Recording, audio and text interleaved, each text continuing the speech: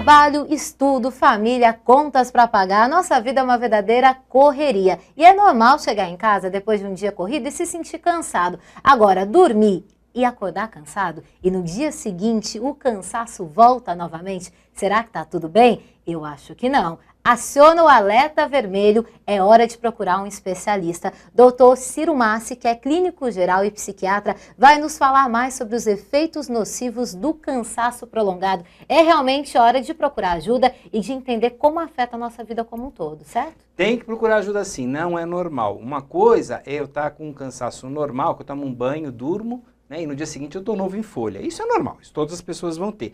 A outra coisa é aquele sono que não recupera, é aquele cansaço que permeia todas as suas ações, todas as suas decisões, rouba a sua energia. E isso é bem frequente. Mais ou menos 10%, 10 em cada 100 pessoas vão ter sintomas de cansaço prolongado, que não pode ser confundido com fadiga crônica, nós já vamos falar disso, né?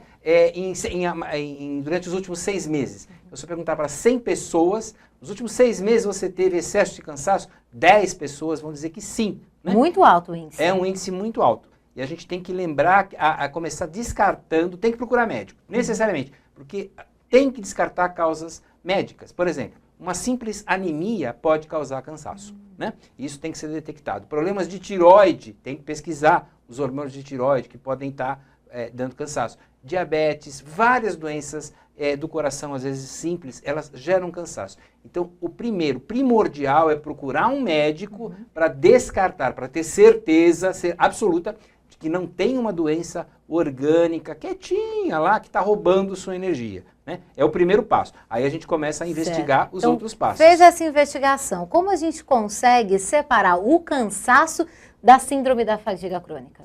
A síndrome da fadiga crônica, na verdade, é uma doença provavelmente de origem infecciosa, viral. Né?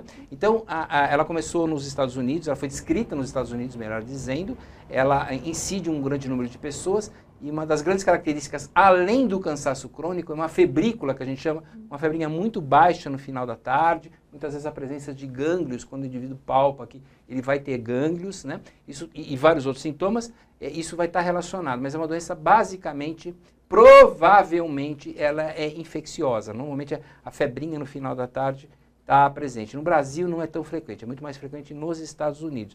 Então, o nome fadiga crônica deve ser reservado para essa doença.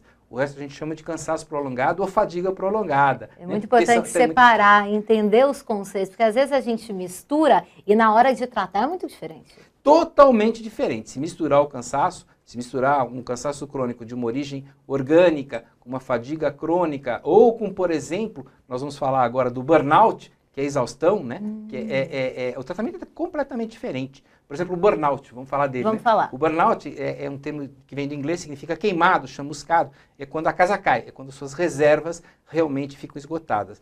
Foi descoberto na década de 60, principalmente com profissionais de saúde. Na verdade, foi um psicanalista que descobriu nele mesmo e que depois percebeu que muita gente tinha. Não é muito comum em profissionais com saúde, mas hoje todos os profissionais estão sujeitos a isso. Basicamente, é quando você insiste numa única atividade. Normalmente é um quadro de pessoas muito perfeccionistas que colocam todos os ovos numa cesta só, que buscam uma tal excelência profissional que é impossível de ser alcançada e acabam chegando à exaustão, acabam ficando realmente com burnout, muito cansados. Existem muitos sintomas, o principal que chama mais a atenção da gente é esse cansaço que não melhora com nada. E essas pessoas precisam melhorar a sua qualidade de vida no sentido de dar outras direções, não fazer uma única atividade. Né? Mesclar o trabalho com atividades prazerosas. Mesclar atividade com atividades prazerosas, ser menos perfeccionista, porque é tão cruel o burnout que o indivíduo, ele por ser muito exigente no trabalho, ele acaba gerando burnout, gerando esse cansaço, e com isso ele fica menos eficiente. Como nós não rendemos facilmente a depressão ou ao cansaço, insiste muito mais, acelera muito mais, se esforça muito mais e piora o quadro. E muito interessante, como é que você percebe um indivíduo com burnout? Ele normalmente é uma pessoa que está muito cínica, muito irônica, muito agressiva. É uma pessoa que normalmente não tem esse comportamento e de repente começa a apresentar uma agressividade. Por quê?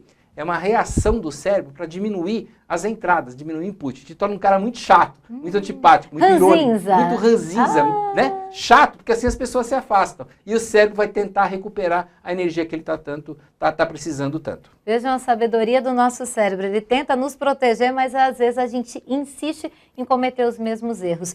Uma outra questão que às vezes a gente deixa de lado é a desnutrição celular. A gente acha que está tudo bem, mas quando parte para uma anamnese mais profunda, percebe que não. Qual é o impacto dessa desnutrição, doutor? A gente chama de fome oculta. Na verdade, é a desnutrição microcelular. É a falta de nutriente, de vitamina, de minerais, de ácidos graxos a nível celular. Isso cada vez mais está se tornando frequente.